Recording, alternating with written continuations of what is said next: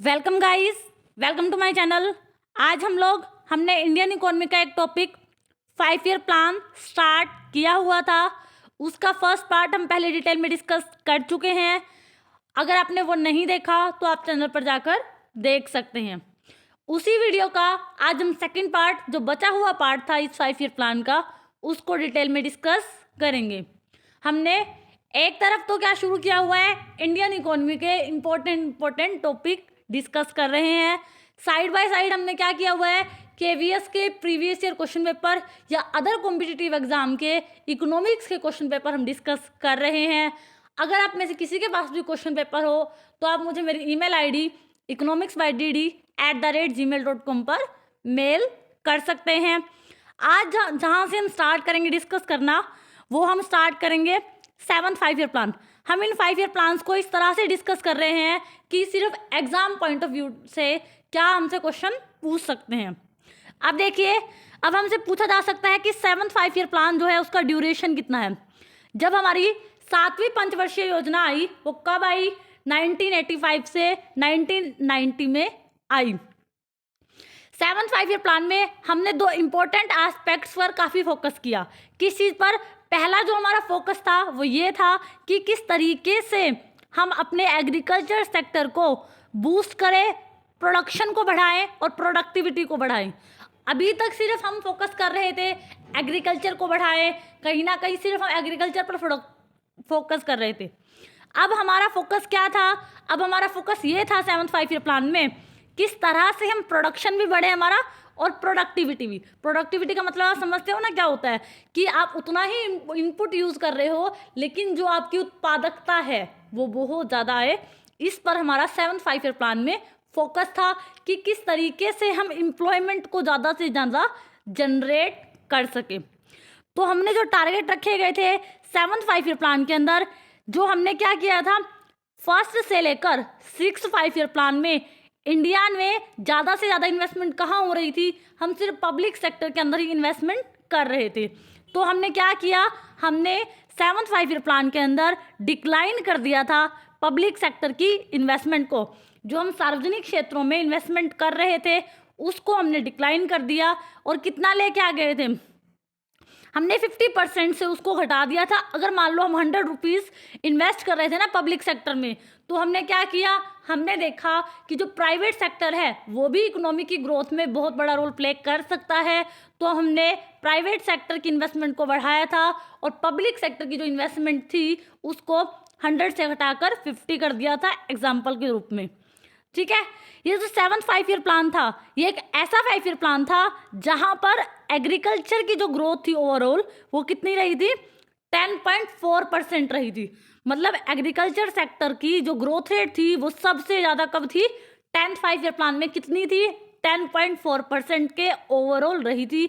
तो ये वाला क्वेश्चन एग्जाम में पूछा जा सकता है कि किस 5 ईयर प्लान के अंदर सबसे ज़्यादा एग्रीकल्चर सेक्टर की ओवरऑल ग्रोथ रही थी? तो हम कहेंगे 7th 5 ईयर प्लान के अंदर हमारी ग्रोथ रही थी।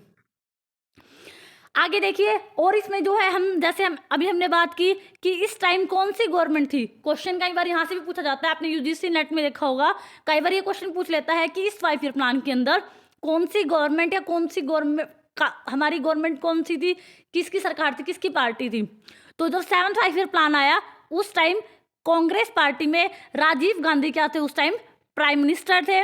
और जो मेन ऑब्जेक्टिव है हमारा 7th 5 ईयर प्लान का, हमारा यही ऑब्जेक्टिव था कि किस तरीके से हम प्रोडक्टिविटी को इंक्रीज करें, प्रोडक्शन को इंक्रीज करें। हम एग्रीकल्चर में फूड है, ग्रेन्स हैं, उनमें किसी तरह की क्या हो, हम किसी पर निर्भर ना रहे और जितना हो सके हम अपनी कंट्री के अंदर एम्प्लॉयमेंट, रोजगार को बढ़ाएं और सोशल जस्टिस कि किसी के साथ कोई भेदभाव भी ना हो, सामाजिक भेदभाव ना होना।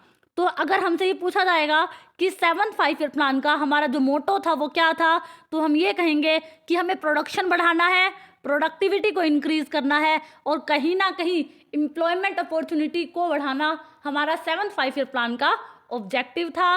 और इस प्लान के अंदर सबसे ज़्यादा एग्रीकल्चर की growth rate 10.4% overall growth rate हमारी रही थी। ये हमारे दो important question 7th 5 year plan से हमसे पूछे जा सकते हैं। और ये कहा गया कि इस प्लान में हमने क्या सोचा, हमने ये सोचा कि हमारी जो लेबर फोर्स है, लेबर फोर्स में 39 मिलियन लोगों को हम क्या देंगे, एम्प्लॉयमेंट देंगे, और जो उसकी एम्प्लॉयमेंट की ग्रोथ रेट है वो कितनी होगी, 4% से वो ग्रो करेगा। ज़्यादा फोकस हमारा इस 5 ईयर प्लान के अंदर सिर्फ यही था कि हम ज़्यादा से ज़्यादा लोगों को किस तरह से रोज़गार दें, ठीक है। और हमने क्या फोकस किया, अब हमने हर एक प्लान की हमारी एक टारगेटेड ग्रोथ रेट है और एक एक्चुअल ग्रोथ रेट है। आपने केवीएस में जब क्वेश्चन पेपर सॉल्व किए हैं हमने अभी, तो हमने क्या देखा है, काफ़ी ज़्यादा क्वेश्चन में ये पूछा जाता है कि इस 5 ईयर प्लान में टारगेटेड ग्रोथ रेट कितनी थी और एक्चुअल ग्रोथ रेट कितनी थी। तो 7th 5 ईयर प्लान के अंदर हमारी जो टारगेटेड ग्रोथ रेट थी वो थी 5% थी, लेकिन एक्चुअल में जो हमने ग्रोथ रेट अचीव की थी वो कितनी थी, 6% थी। तो यहाँ से ये क्वेश्चन भी हमसे पूछा जा सकता है, और ये क्वेश्चन बहुत इंपॉर्टेंट है कि टारगेटेड ग्रोथ रेट 5% लेकिन एक्चुअल की ग्रोथ रेट 6% हमारी रहेगी।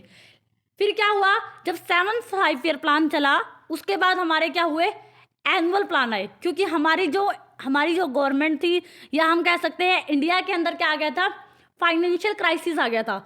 हमारे यहाँ पर जो बहुत ज़्यादा क्या हो गया था, फाइनेंशियल क्राइसिस आ गया था, इकोनॉमी की जो कंडीशन थी काफ़ी ज़्यादा खराब हो गई थी। तब हम क्या लेके आए थे, एलपीजी की जो पॉलिसी है, लिबरलाइजेशन, प्राइवेटाइजेशन और ग्लोबलाइजेशन, क्योंकि हमारे पास इंपोर्ट करने के लिए पैसा नहीं बचा था, ठीक है। हमारे बहुत ज़्यादा बिल जो थे वो पेमेंट नहीं हुए थे, तो बहुत से रीजंस थे जिसकी वजह से हमारी जो इकोनॉमी की कंडीशंस है वो ख़राब हो गई थी, जिसकी वजह से 8th 5 ईयर प्लान के बाद हम एनुअल प्लान लेके आए थे। तो यही उन्होंने बताया है कि 8th 5 ईयर प्लान जो है टेक ऑफ नहीं कर पाया।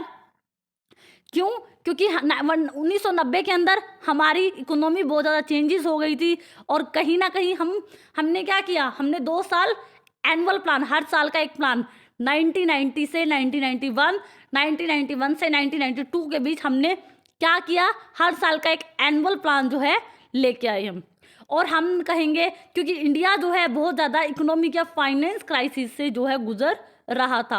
अब ये क्वेश्चन पूछा जा सकता है कि उस टाइम हमारे जो प्राइम मिनिस्टर थे कौन थे, जब एलपीजी की पॉलिसी आई, एलपीजी की पॉलिसी कौन लेके आया, डॉक्टर मनमोहन सिंह थे, जो उस टाइम हमारे फाइनेंस मिनिस्टर थे। ये पूछा जा सकता है कि उस टाइम कौन हमारे प्राइम मिनिस्टर थे, तो प्राइम मिनिस्टर हमारे पीवी नरसिम्हा राव थे और फाइनेंस मिनिस्टर हमारे डॉक्टर मनमोहन सिंह थे। तो ये 2 क्वेश्चन हमसे पूछे जा सकते हैं। तो हम कहेंगे एलपीजी की जो पॉलिसी थी वो कब आई, एनुअल प्लान के दौरान ही हमारी एलपीजी की पॉलिसी आई थी। अगला जो क्वेश्चन है, अब क्या हुआ, 7th 5 ईयर प्लान के बाद हम एनुअल प्लान लेके आए, उसके बाद क्या हुआ, हम 8th 5 ईयर प्लान लेके आए थे। 8th 5 ईयर प्लान में हमारा जो फोकस था, सबसे पहली बात ड्यूरेशन, क्वेश्चन यहाँ से बहुत पूछा जाता है कि इस प्लान का ड्यूरेशन क्या है। 8th 5 ईयर प्लान का जो ड्यूरेशन रहा 1992 से 1997 हमारा रहा, हमारा ड्यूरेशन ये रहा। और इसमें हमने किस किस चीज़ पर फोकस किया, 8th 5 ईयर प्लान के अंदर हमारा फोकस था कि किस तरीके से हम इंक्रीज करें ग्रोथ, किसकी ग्रोथ, एग्रीकल्चर में प्रोडक्शन। सबसे पहला हमारा फोकस यही था कि हमें जो एग्रीकल्चर प्रोडक्ट हैं उनके लिए किसी और कंट्री पर निर्भर ना रहना पड़े, हम अपने देश में उतना प्रोडक्शन कर सके, और कहीं ना कहीं हम सेल्फ सफिशिएंसी, आत्मनिर्भरता प्राप्त करना चाहते थे फूड ग्रेन में, क्योंकि हमारे यहाँ पर पॉपुलेशन ज़्यादा थी, हमारे यहाँ पर उतना खाना नहीं था, हमें बहुत ज़्यादा इंपोर्ट करना पड़ता था और इंपोर्ट का बिल हमसे नहीं दिया जा रहा था। तो उस सिचुएशन में गवर्नमेंट ने सोचा कि सबसे पहले हम क्या करेंगे, फूड के अंदर सेल्फ सफिशिएंसी लेके आएंगे। और 8th 5 ईयर प्लान में पहली बार हमें ज़रूरत महसूस हुई कि हमें अपना इंफ्रास्ट्रक्चर, जो फैसिलिटीज़ हैं, जो बिजनेस के लिए, एग्रीकल्चर के लिए, हर सेक्टर के लिए एक बहुत बड़ा रोल प्ले करती हैं, उनको हमें जो है काफ़ी ध्यान देने की ज़रूरत है। तो हमने एनर्जी, ट्रांसपोर्ट और कम्युनिकेशन, इन पर काफ़ी ध्यान दिया। तो 8th 5 ईयर प्लान के अंदर हमारा पहला फोकस था कि एग्रीकल्चर के प्रोडक्शन को बढ़ाना, प्रोडक्टिविटी को इंक्रीज करना, सेल्फ सफिशिएंसी, आत्मनिर्भरता प्राप्त करना, और साथ साथ फर्स्ट टाइम हमें ज़रूरत महसूस हुई कि हमने इंफ्रास्ट्रक्चर फैसिलिटीज़ जैसे ट्रांसपोर्ट, एनर्जी, कम्युनिकेशन, इनको किस तरीके से हम इम्प्रूव करें। तो हमसे ड्यूरेशन का क्वेश्चन पूछा जा सकता है, हमने मेन फोकस किस पर दिया, ये क्वेश्चन पूछा जा सकता है। तो ये क्वेश्चंस हमें कॉम्पिटिटिव एग्जाम में बार बार देखने को मिलते हैं। और जो मेजर इवेंट रहे 8th 5 ईयर प्लान के अंदर, तो हमने क्या किया, यूनिवर्सल एलिमेंट्री एजुकेशन, ये वाली कौन सी शिक्षा कि जो हर किसी को यूनिवर्सली मिलनी चाहिए, सार्वभौमिक शिक्षा, ये वाला प्रोग्राम भी इसी 5 ईयर प्लान के दौरान चलाया गया था। और हमने कहा कि 15 से 35 एज के जो पर्सन है उनको यूनिवर्सल और प्राइमरी जो एजुकेशन है वो ज़रूर मिलनी चाहिए। तो हमारा मोटो जो था इसके अंदर ये था। उसके बाद हमने क्या किया था, 7 5 ईयर प्लान में आपने देखा, अभी हमने बात की है कि हमने क्या किया था, पब्लिक सेक्टर के अंदर जो इन्वेस्टमेंट थी उसको 50% से डिक्लाइन कर दिया था। अब हमें समझ आ गया था कि जो प्राइवेट सेक्टर है, जो निजी क्षेत्र है, वो कितना इंपॉर्टेंट रोल हमारी इकोनॉमी में प्ले कर रहा है। तो हमने क्या किया, हमने पब्लिक सेक्टर को कुछ सिलेक्टिव उद्योगों के लिए, अब हमने क्या किया, प्राइवेट सेक्टर के रोल को इंक्रीज किया इकोनॉमी में। और हमें समझ आया कि पब्लिक सेक्टर जो है, कुछ जो 5 से 7 उद्योग थे उनके लिए हमने खोला, बाकी सब में प्राइवेट सेक्टर को हमने क्या दी, एंट्री दी। हम कह सकते हैं कि इस 5 ईयर प्लान के अंदर हमने प्राइवेट सेक्टर की ग्रोथ पर भी काफ़ी फोकस किया था। ठीक है, यहाँ पर देखो वही बोला गया है, the private sector investment was increase 55%।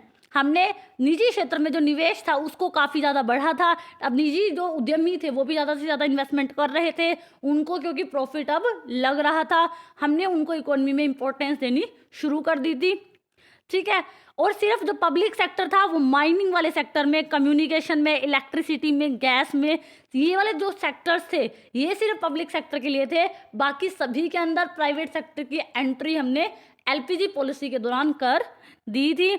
और इसी 5 ईयर प्लान में क्वेश्चन ये पूछा जा सकता है कि 8th 5 ईयर प्लान के अंदर इंडिया जो है किसका मेंबर बना था, तो India become member of world trade organization, WTO की जो मेंबरशिप है इंडिया को कब मिली थी, ये मिली थी 8th 5 ईयर प्लान 1 जनवरी 1995 को मिली थी। और टारगेटेड ग्रोथ रेट कि हमें कितनी ग्रोथ रेट को अचीव करना है, 5.6% ग्रोथ रेट हमने इस 5 ईयर प्लान के अंदर जो है टारगेट की थी। और एक्चुअल में जो ग्रोथ रेट हमने अचीव की थी वो 6.8% हमने ग्रोथ रेट को अचीव किया था। तो ये हो गया आपका 8th 5 ईयर प्लान में आपके ऑब्जेक्टिव्स क्या थे। अब आइए 9th 5 ईयर प्लान का ड्यूरेशन। इसके बाद क्या था, 9th 5 ईयर प्लान हमारा 1997 से 2002 तक चला था। अब हमने क्या किया था, हमारा फोकस 9th 5 ईयर प्लान में ये था कि किस तरह से हम सोशल जस्टिस लेके आए। सोशल जस्टिस कि किसी के साथ किसी भी तरह का भेदभाव ना हो, ठीक है, सामाजिक जो है सबके साथ इक्विटी, हम सभी के साथ समानता का व्यवहार करें, किसी के साथ कोई भेदभाव ना हो। तो हमारा फोकस इस बात पर काफ़ी ज़्यादा था। किस प्लान के अंदर, 9th 5 ईयर प्लान के अंदर था। उस टाइम अटल बिहारी वाजपेयी हमारे क्या थे, प्राइम मिनिस्टर थे। और हमने क्या किया, 9th 5 ईयर प्लान में जो हमने जीडीपी की जो ग्रोथ रेट थी वो कितनी अचीव की थी, 5.4% थी। लेकिन टारगेट हमने कितना सेट किया था, 6.5%। आपको क्या करना है, हर एक 5 ईयर प्लान की टारगेटेड ग्रोथ रेट, उसका मोटो क्या था और अचीवमेंट, ये हमें ध्यान रखनी है क्योंकि क्वेश्चन बार बार यहीं से पूछा जाता है। तो हमारी टारगेटेड ग्रोथ रेट यहाँ थी 6.5%, लेकिन हमने अचीव कितनी की थी, 5.4% हमने अचीव की थी। ये हमारा 9th 5 ईयर प्लान का मोटो था कि किस तरह हम सोशल जस्टिस और इक्विटी को इकोनॉमी के अंदर लाए, कि किसी के साथ कोई भेदभाव ना हो। अब बात करते हैं 10th 5 ईयर प्लान की। अब 10th 5 ईयर प्लान 2002 से 2007 के बीच हमारा चला। अब हमारे क्या हो गए थे, ऑब्जेक्टिव्स हमारे वाइड हो गए थे, मतलब उनका जो दायरा था वो बढ़ गया था। हमारा फोकस ये था कि हम क्या करें, हमारी इकोनॉमी के अंदर हमने एक ऑब्जेक्टिव तय नहीं किया था, 10th 5 ईयर प्लान को आप पढ़ोगे, 11th 5 ईयर प्लान को पढ़ोगे या 12th 5 ईयर प्लान को जब हम पढ़ते हैं तो हमारे ऑब्जेक्टिव की रेंज वाइड हो गई थी। हमारी कोशिश ये थी कि हम किस तरह से पॉवर्टी को भी रिड्यूस कर दें, एलिमेंट्री एजुकेशन जो ज़रूरी एजुकेशन है वो हर किसी को मिले, ठीक है, हर एक इशू को हमने इसमें एड्रेस करना क्या किया था, स्टार्ट किया था। और ये पहला प्लान था जिसमें हमने क्या बनाया, physical responsibility budget management act. ये एक्ट क्या था कि हमें कितना अपना जैसे रिवेन्यू डेफिशिएट हो गया या फिजिकल डेफिशिएट का टारगेट हमें कितना कम करना है, मतलब हमारे फिजिकल डेफिशिएट बढ़ रहा था, रिवेन्यू डेफिशिएट गवर्नमेंट का बढ़ रहा था, तो उसको हमें कितने परसेंट से कम करना है हर साल। ये जो पहली बार क्या बना था हमारा physical responsibility budget management act हमारा 10th 5 ईयर प्लान के अंदर ही बना था, जिसमें हमने क्या सोचा, हमने ये सोचा कि किस तरीके से हम रिडक्शन करेंगे रिवेन्यू डेफिशिएट या फिजिकल डेफिशिएट के अंदर। तो ये वाला जो है 10th 5 ईयर प्लान के अंदर हमने ये वाला मोटो भी डिसाइड किया था। उसके बाद क्या हुआ, अब हमने बात की कि हमने कोशिश की थी 10th 5 ईयर प्लान के अंदर हमारा कोई एक मोटो ना रहे, हमने काफ़ी ज़्यादा टारगेट्स जो है डिसाइड किए थे।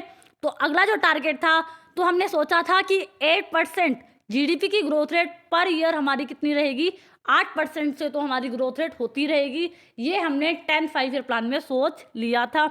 और हमने क्या सोचा था कि कहीं ना कहीं हमें पॉवर्टी पर ज़्यादा जो है वो करना है, कि हर साल हम पॉवर्टी को 5% से तो बढ़ा देंगे। रिडक्शन ऑफ पॉवर्टी, गरीबी को घटाना है कितने से, 5%। 2007 तक तो हमें 5% से उसको घटाना है।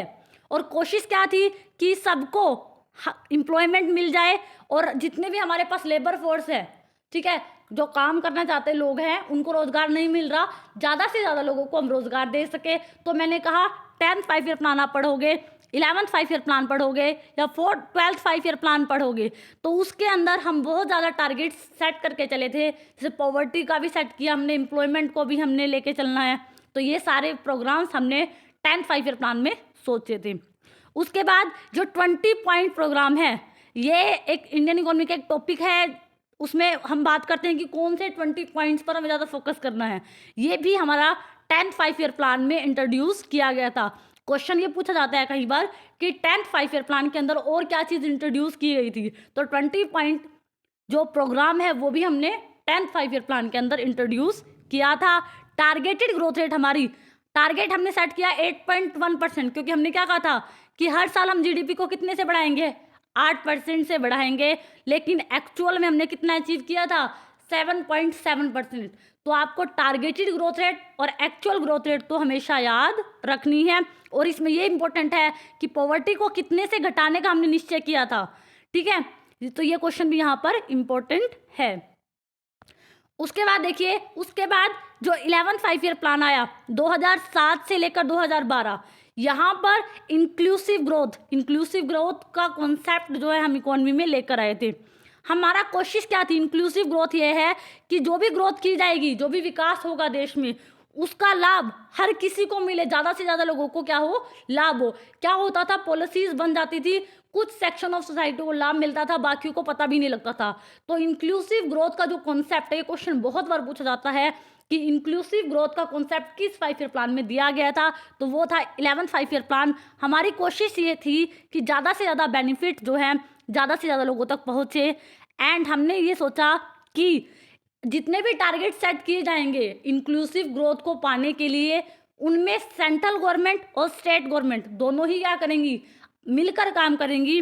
और जिसमें ज़्यादा ज़रूरत है इम्प्रूवमेंट की, जल्दी पहले हम उन सेक्टर्स को क्या करेंगे, आइडेंटिफाई करेंगे। और इस टाइम हमारे जो प्राइम मिनिस्टर थे वो कौन थे, मनमोहन सिंह इस टाइम हमारे क्या थे, प्राइम मिनिस्टर थे।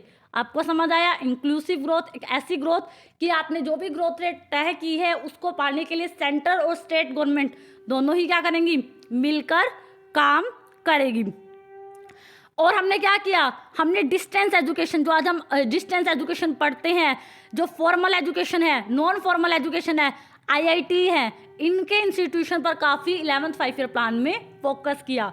मैंने आपको वही बात बोली, 10th 5 ईयर प्लान उठा लो, 11th 5 ईयर प्लान उठा लो, 12th 5 ईयर प्लान उठा लो, आपका एक टारगेट नहीं है, आपके इंक्लूसिव ग्रोथ के अंदर बहुत से टारगेट है, जिसमें सेंट्रल गवर्नमेंट और स्टेट गवर्नमेंट काफ़ी ज़्यादा एफर्ट्स करेंगी। और जो उनके प्रायोरिटी एरिया है, ज़्यादा महत्वपूर्ण एरिया है, वो उन पर फोकस ज़्यादा करेगी। हमने इंक्लूसिव ग्रोथ को इंक्रीज करना था, पॉवर्टी को हमें रिड्यूस करना था, और जेंडर की जो इनइक्वालिटी है, गर्ल्स और बॉयज़ के बीच में इनइक्वालिटी हो रही थी जेंडर के प्रति, उसका रिडक्शन करना भी इंक्लूसिव ग्रोथ के टारगेट में हमारा था, ठीक है। और हमारा क्या फोकस था कि एग्रीकल्चर की ग्रोथ रेट हमारी 4% से बढ़े, इंडस्ट्री की ग्रोथ रेट हमारी 10% से बढ़े, और सर्विस सेक्टर की जो ग्रोथ रेट है वो हमारी 9% से बढ़े। ये हमारा 11th 5 ईयर प्लान का टारगेट था। एक बार आप इनके टारगेट, इनके ऑब्जेक्टिव्स को अच्छे से याद कर लोगे तो आपको ये हर कॉम्पिटिटिव एग्जाम में हेल्प करेंगे। और हमारी कोशिश थी कि हम जो टोटल फर्टिलिटी रेट है कि एक वुमेन कितने बच्चे पैदा कर सकती है, ये जो रेट है इसको भी हमें 2.1% के आसपास रखना है। हर किसी को हमें क्लीन वाटर देना है 2009 तक। और हमें एग्रीकल्चर सेक्टर की जो ग्रोथ रेट है, देखो यहाँ पर भी इन्होंने बोला कि 4% हमने एग्रीकल्चर सेक्टर को हर साल ग्रो करना है, ये इनकी ग्रोथ रेट का एक टारगेट था। तो यही इनका 11th 5 ईयर प्लान में मेन मोटो था। तो आपको ये आपने देखा कि इंक्लूसिव ग्रोथ के अंदर इनका कोई एक टारगेट नहीं था, काफ़ी ज़्यादा टारगेट्स इन्होंने तय किए थे। अब बात करते हैं 12th 5 ईयर प्लान की। 12th 5 ईयर प्लान का जो इनका मोटो था ये था 2012 से 2017 का टाइम पीरियड इनका 12th 5 ईयर प्लान का था, जिसको हम इंक्लूसिव ग्रोथ के नाम से जानते हैं। और इंक्लूसिव ग्रोथ के अंदर भी इन्होंने बहुत से टारगेट जो हैं सेट किए थे। चलो 12th 5 ईयर प्लान क्या है, एक लॉन्ग कॉन्सेप्ट है इसके, क्योंकि क्वेश्चंस काफ़ी ज़्यादा एग्जाम्स में पूछे जाते हैं कि एग्रीकल्चर के लिए हमने क्या सेट किया, इंडस्ट्री के लिए क्या सेट किया था टारगेट, इंफ्रास्ट्रक्चर के लिए क्या सेट किया था। वो हम नेक्स्ट वीडियो जो इसका 3rd पार्ट करेंगे उसके अंदर हम क्या करते हैं 12th 5 ईयर प्लान का जो टॉपिक है उसको डिटेल में डिस्कस करेंगे। आपको 11th 5 ईयर प्लान तक समझ आया होगा। 12th 5 ईयर प्लान हम नेक्स्ट वीडियो में डिस्कस करेंगे। आई होप सो आपको मेरी वीडियो अच्छी लगी होगी। अगर आपको मेरी वीडियो अच्छी लगी हो तो प्लीज़ मेरे चैनल को लाइक करना, शेयर करना एंड सब्सक्राइब करना। Thank you so much for watching this.